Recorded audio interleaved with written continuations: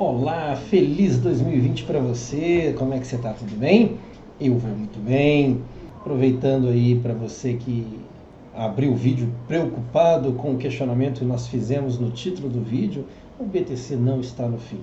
E eu vou explicar por quê.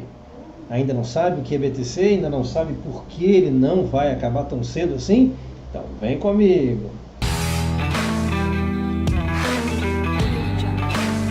Então, me fascina, mas me fascina muito. Por quê? É um assunto de origem científica, é uma descoberta científica. Eu diria a descoberta do século que nós estamos vivendo. E hoje, exatamente hoje, é 3 de janeiro, faz 11 anos quando Satoshi Nakamoto, que é o pseudônimo que nós conhecemos, idealizador da moeda, minerou o primeiro bloco de Bitcoin. 11 anos. O que nós aprendemos? O que o mundo descobriu? E o que mudou de lá para cá? Esta descoberta havia sido... aconteceu antes, a gente sabe disso, aconteceu em 2008, mas apenas em 2009, em 3 de janeiro de 2009, Satoshi Nakamoto minerou o primeiro bloco de Bitcoin. A mineração, não sei se vocês já sabem, é o processo de validação que existe dentro dessa tecnologia desenvolvida e criada para que o Bitcoin pudesse existir. Nesta validação, a gente tem as certificações, eu diria assim, para todas as transações que nós fazemos em moedas virtuais, nesse caso, Bitcoin. Essa certificação ela é feita através da mineração. E isso é que configura, e é isso que valida, que dá para a gente a garantia de que partes de Bitcoin saíram de uma determinada origem e alcançou o seu destino. Mas o ano passado, o ano 2019, um ano peculiar para as criptomoedas. Por quê? Principalmente porque foi um ano onde muitas organizações, muitas pessoas não sérias, muitas pessoas dispostas a roubar, utilizaram dos criptoativos, utilizaram desta tecnologia que é relativamente nova para criar falsos projetos. Projetos que mais cedo ou mais tarde, 3 meses, 2 meses ou 1 ano, daria aí golpe em muitas pessoas, roubando dessas pessoas em nome das criptomoedas. A gente não vai falar disso aqui hoje, mas este foi ano passado, um ano em que os criptoativos de alguma forma sofreram muito, principalmente ataques de pessoas que ainda não entendem o que é um criptoativo. Mas eu entendo de forma diferente, mesmo vendo aí o preço do Bitcoin despencar, mesmo sabendo que existe uma onda de precificação diferente daquela que nós gostaríamos que o preço, que o ativo estivesse, mas isso não nos desanima, isso não tira da gente a perspectiva de avanço, de crescimento e de um futuro promissor dos criptoativos, especialmente do Bitcoin. Por quê? De lá para cá a gente vê mesmo ondas, ondas bem fortes em alguns períodos, oscilações fortes aí do BTC, mas a gente precisa compreender a diferença entre preço, precificação de um ativo e o mercado em que esse ativo atua. É mais ou menos assim, o ouro também é um ativo, o petróleo também é um ativo, o dólar também é um ativo. Uma coisa é entender as características desses ativos, outra coisa também é procurar entender os mercados em que esses ativos atuam. A gente não pode, inclusive, descartar a ideia de que a precificação, o preço é importante, mas também que não diz tudo sobre aquele ativo.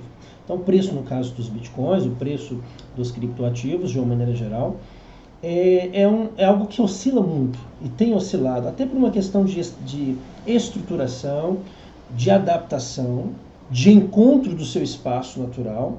E outra coisa muito diferente é o mercado em que este ativo atua, os agentes que estão por trás, de alguma maneira comprando, vendendo, interagindo com esse ativo. A tecnologia que está por trás da moeda virtual é algo que me surpreende muito. E eu tenho certeza que surpreende todos vocês que conhecem um pouquinho de como funciona a blockchain, de como funciona toda a ideia científica por trás deste projeto. Eu vou dar só um exemplo aqui de como que essa tecnologia me fascina, Eu fico imaginando, não é nada estudo não existe um estudo científico para eu dizer isso, mas eu fico imaginando o Satoshi e sua equipe, todos aqueles que estavam ali por trás desse projeto, desenvolvendo um projeto que pudesse suprir algumas necessidades. Eu vou elencar aqui pelo menos 3. Segurança, um projeto que pudesse ser seguro, um projeto que pudesse quebrar a hegemonia centralizadora das principais moedas do mundo, né, como o dólar, a libra, o euro, e também a ideia de integração, poder fazer com que nós tivéssemos a possibilidade de transacionar no mundo inteiro sem que houvesse a necessidade de conversão de moeda local. Então, assim, eu percebo quanto que eles estavam preocupados, talvez atender outras necessidades, mas basicamente essas 3: segurança, descentralização e integralização. Eu queria comentar aqui uma visita que eu fiz ao Rio de Janeiro. Quem é do Rio de Janeiro talvez já tenha tido esse mesmo privilégio. Eu fiz uma visita à Casa da Moeda, isso em 2012, há bastante tempo. E a gente vai falar agora de um ativo, né, a moeda corrente local, real, a produção de moedas locais. A gente sabe que a Casa da Moeda produz outros produtos, produz moedas para outros países, produz passaporte, enfim. Eu me lembro de uma informação que nós obtivemos ali do nosso guia, que para a produção, eu não vou saber dizer para vocês aqui exatamente o valor, mas é algo só para a gente refletir. Para a produção de uma moeda de 5 centavos de real, por exemplo, era necessário aí o gasto de aproximadamente 75 centavos de real. Para mim aquilo era muito ilógico, muito inimaginável. Como assim? Para produzir 5 centavos eu gasto 70, 50, que gasto 6. Gastar mais do que vale aquela própria moeda, aquele próprio ativo, era muito intrigante para mim. E a gente começou a partir daquele momento a pesquisar a ideia de como que nós deveríamos funcionar. E eu passei a pensar como seria uma sociedade ideal. Como que aquela troca, né, que nós chamávamos de escambo lá no passado, poderia se efetivar hoje no mundo tecnológico que nós vivemos sem que o custo se alterasse ou aumentasse. Em 2012, essa minha visita, e pasmem, com toda a nossa visita, com toda a nossa informação naquela ocasião, nós ainda não tínhamos ideia da revolução que as criptomoedas, que os criptoativos poderiam provocar no mundo atual.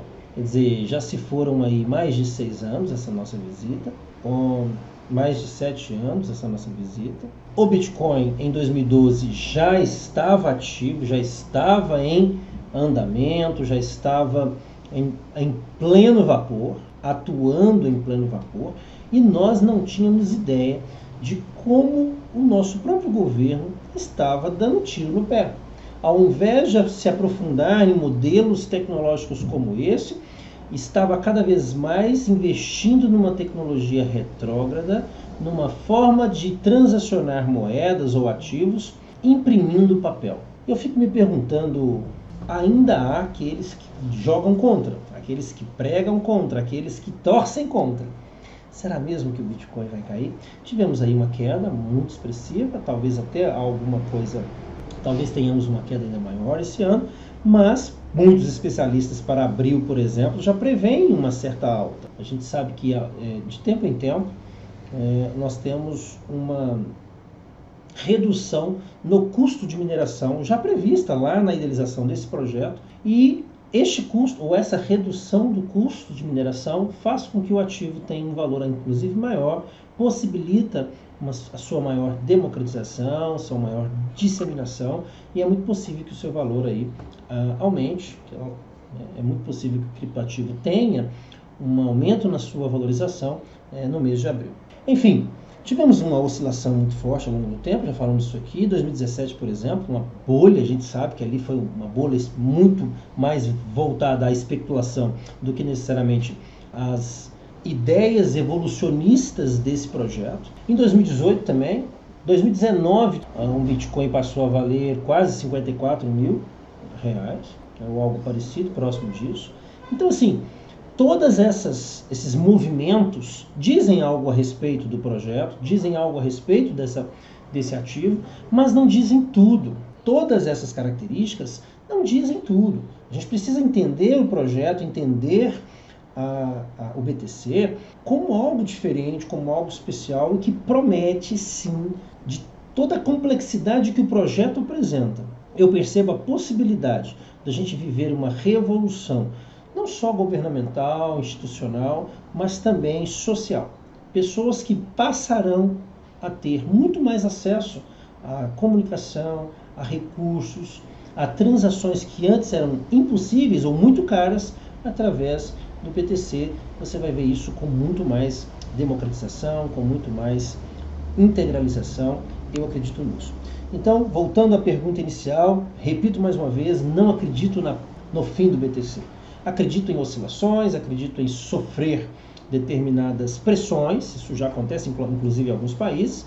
O próprio Estados Unidos, um país extremamente liberal, tem hoje uma política bem antiquada nesse sentido, bem contra a evolução do Bitcoin, mas esse ativo vai sofrer naturalmente essas pressões, inclusive uma delas provavelmente será a regulamentação.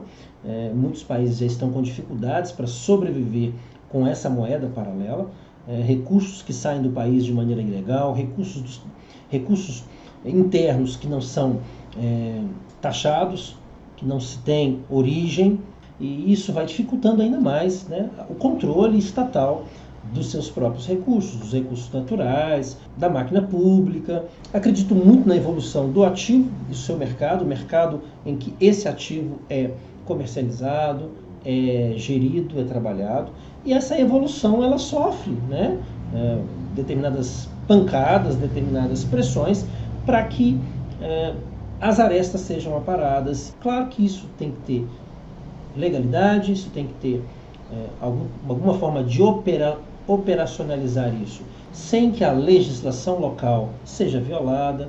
Isso é muito importante, claro, mas mesmo a ordem imperando, mesmo com a legalidade em primeira mão, a gente vai sim assistir momentos difíceis, turbulentos por parte dos criptoativos, mas não vejo como aos olhos. Não vejo isso como o fim da linha, vejo isso como algo natural e que vai fortalecer ainda mais esse projeto que, na minha opinião, vai revolucionar o século XXI. Tá certo? Então é isso.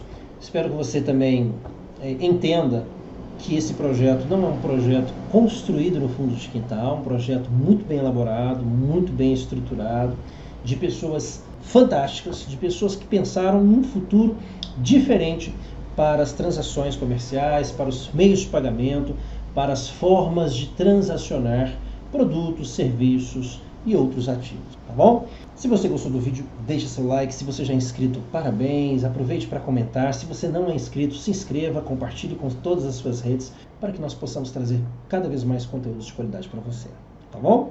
Um forte abraço e até o próximo vídeo.